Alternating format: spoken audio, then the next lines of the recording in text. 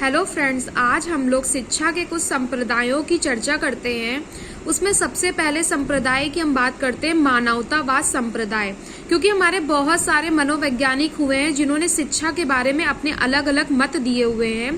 तो ये एक मत है मानवतावाद संप्रदाय। हमारी जो पढ़ाई है, जो हमारी शिक्षा है, उसको मानव को कैसे मानवता सिखाना है, इस वजह से यहाँ पर मानवतावाद संप्रदाय को भी स्थान दिया गया है।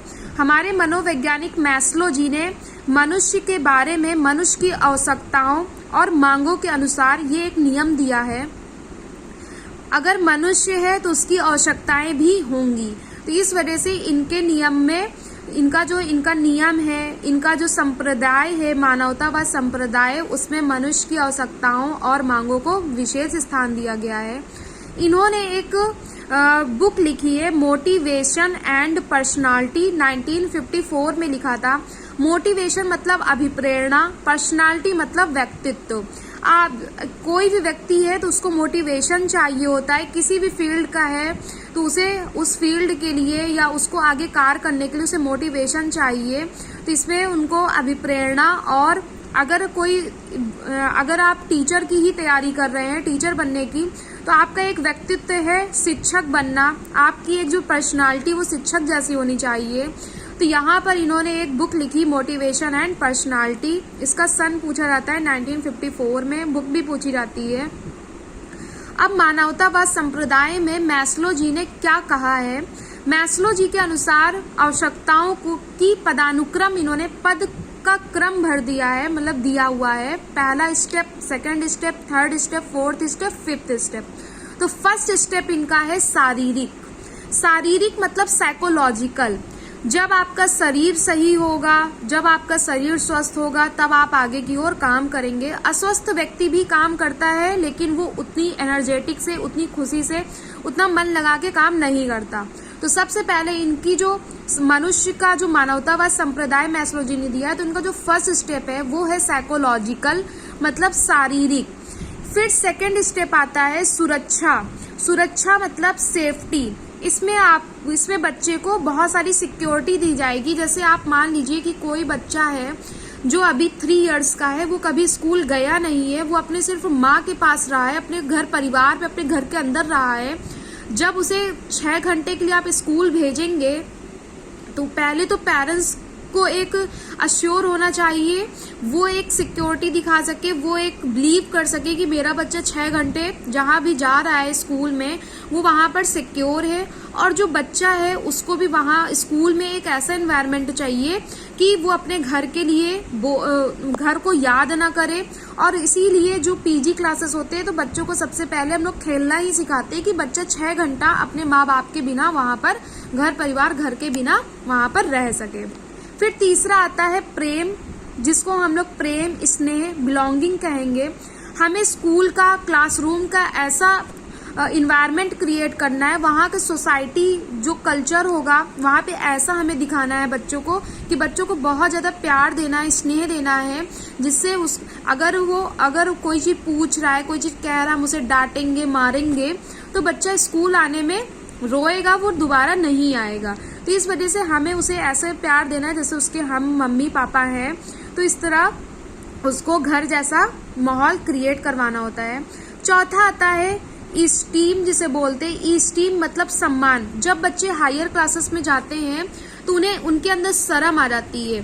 शर्म का मतलब है कि जब बच्चे कोई भी क्वेश्चन पूछते हैं तो टीचर को उसे डांट के बिठा नहीं देना, क्योंकि उसे ऐसा लगता है मेरी इंसल्ट हो गई है, नहीं मैं ये पूछूंगा तो मेरी इंसल्ट हो जाएगी, टीचर मुझे डांट देंगे। तो बच्चे को मोटिवेट रखना है। अगर वो कोई क्वेश्चन पूछता है तो उसे शालीनता से बता देना है।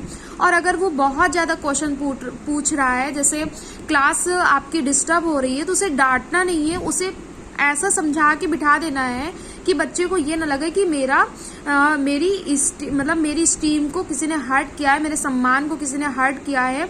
अगर आप अभी भी 3, 4, 5 के बच्चों से मिलते हैं तो उनके अंदर ये चीज़ बहुत होती है। मैंने भी कुछ स्टूडेंट्स को पढ़ाया है, तो वो लोग में होता है कि टीचर ने मेरी बेइज्जती कर दी, मतलब अभी छोटे छोटे हैं लेकिन उनको एक इंसल्ट, उनको अपना सम्मान लग रहा है कि नहीं मेरी इंसल्ट ना हो।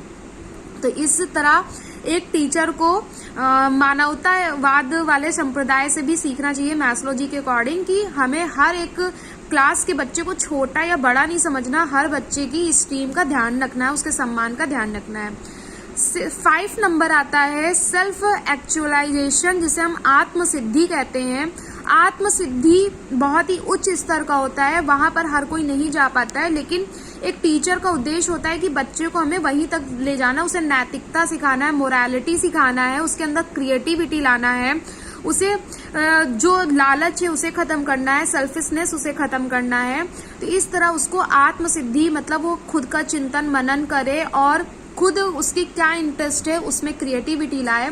तो ये सबसे हायर होता है और सबसे निम्न होता है साइकोलॉजिकल, शारीरिक, क्योंकि बच्चे को सबसे पहले हम यही सिखाते हैं कि वो जब इस घर से स्कूल जाए तो वो स्कूल में बैठना उठना वहाँ के, क्योंकि क्लासरूम में हर धर्म का बच्चा होगा, हर कल्चर का बच्चा होगा, हर जाति का बच्चा होगा, अलग अलग उसकी लैंग्वेजेस भी होंगी, क्योंकि घर से बच्चा कुछ ना कुछ लैंग्वेज सीख के आ रहा है। तो उनके साथ कैसे वो कोऑर्डिनेट करेगा, कैसे उनके साथ रहेगा, ये सारी चीजें हमें सिखानी। तो सबसे निम्न स्तर आता है इसका शारीरिक और सबसे उच्च स्तर आता है आत्मसिद्धि। और ये जो मानवतावाद संप्रदाय है इसमें मैस्लो जी ने व्यक्तिगत मूल्यों को बहुत ज्यादा महत्व दिया। व्यक्तिगत मतलब 5वां जो आपका आत्मसिद्धि है, मतलब सेल्फ स्टीम है, सेल्फ एक्चुअलाइजेशन है, तो व्यक्तिगत जो मूल्य हैं आपके उनको ही इन्होंने प्रायोरिटी दी है।